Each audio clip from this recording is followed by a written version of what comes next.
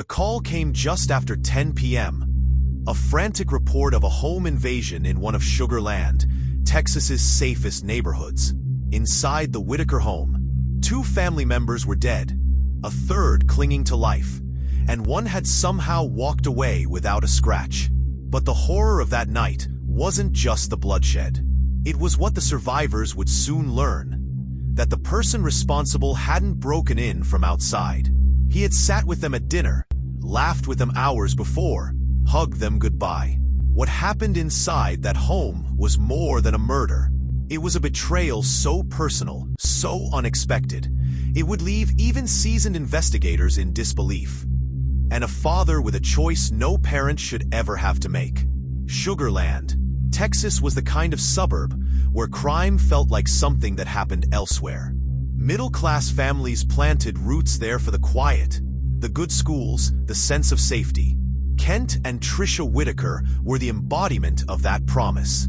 Kent, a business executive, was a warm, even-tempered man who coached his son's little league teams. Tricia was gentle and nurturing, always offering a smile or a helping hand at church or in the community. They had 2 sons, Kevin, the athletic younger brother, and Bart, the charming eldest. By all accounts, Bart Whitaker had everything going for him. He was intelligent, well-liked, and seemingly on the verge of graduating from college. On December 10, 2003, his family took him out to dinner to celebrate his upcoming graduation. They laughed, they toasted, and they made plans for the future. They had no idea only one of them would walk out of that night with their life intact. And even he wouldn't walk away unscarred. The Whitakers returned home around 9:30 p.m. The house was dark, but seemed undisturbed. As they walked through the door, the first shot rang out. Tricia collapsed immediately. Kevin, just 19, tried to run but was hit in the back. Kent was shot in the chest and dropped to the floor. Bart ran outside, screaming that someone was inside. But when the chaos settled, the truth began to unravel. Tricia died on the scene. Kevin died at the hospital. Kent survived. Bart, oddly, was unharmed. At first, police believed it was a burglary, but something felt wrong. Nothing was stolen. There were no signs of forced entry. It was as if the killer had been waiting specifically for them. And he had been. Detectives started digging. Kent, even from his hospital bed, tried to make sense of what happened. Bart gave statements, appeared cooperative, and even attended his mother and brother's funeral. But detectives weren't convinced. Why hadn't Bart been shot? Why did his story keep shifting slightly in detail? And then they found the first crack. Bart had never graduated from college. In fact, he hadn't been enrolled for over a year. The entire graduation dinner had been built on a lie. What was he hiding? As investigators dug into Bart's past, a confidential informant came forward with a shocking claim. Bart had tried to arrange the murder of his family once before. That attempt never happened, but it showed a pattern, a desire to eliminate his family, not out of hatred, but out of fear of being exposed. Soon, police identified Chris Brashear, a troubled acquaintance of Bart's, as the masked gunman. The plan had been meticulously crafted. Bart would lure his family out to dinner, ensuring they'd return home at the perfect time. Brashear would wait inside. The reward? Life insurance payouts and a fresh start. Authorities built their case. But before they could arrest Bart, he disappeared. Bart fled the country, using a fake ID to vanish into Mexico.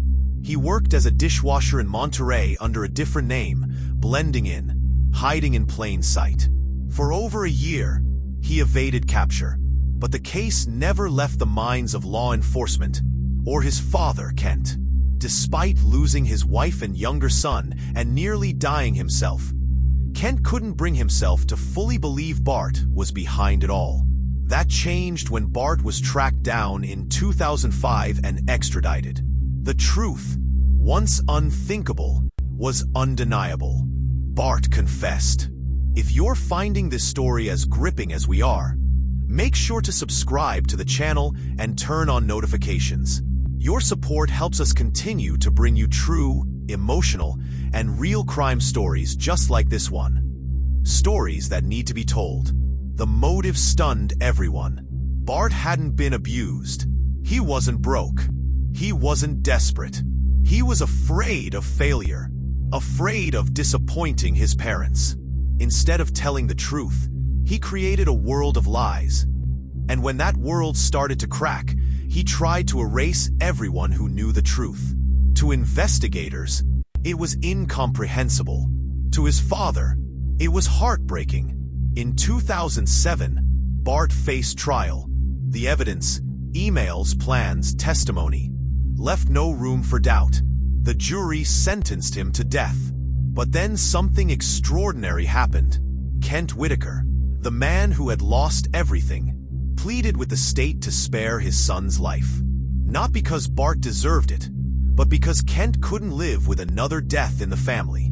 In 2018, just hours before the execution, Texas Governor Greg Abbott commuted Bart's sentence to life in prison, citing Kent's extraordinary forgiveness. Bart remains in a Texas prison, alive but alone, forever linked to a family he destroyed.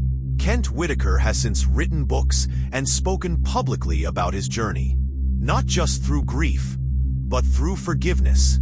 He doesn't excuse what Bart did, but he believes no one is beyond redemption, and he hopes his family's story helps others find healing, even in the darkest places. The Whitaker family tragedy isn't just a story of death. It's a story about lies, about loss, and ultimately, about the impossible strength of a father's love. What would you do if someone you loved took everything from you? Would you seek justice or mercy? Let us know in the comments. And remember, subscribe, turn on notifications, and stay with us for more real stories that expose the truths people never want to face.